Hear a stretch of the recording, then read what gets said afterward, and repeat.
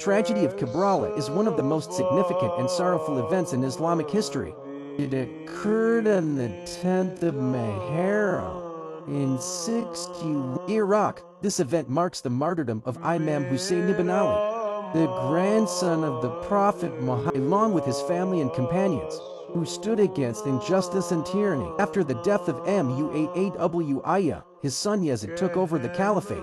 Yazid demanded allegiance from all Muslims, including Imam Hussein, but Imam Hussein refused, as he believed Yazid was corrupt and unfit to lead the Muslim Ummah.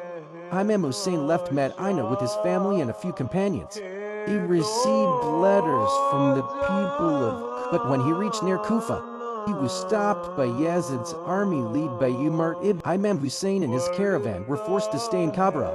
Yazid's army surrounded Imam Hussein's camp and cut off access to the river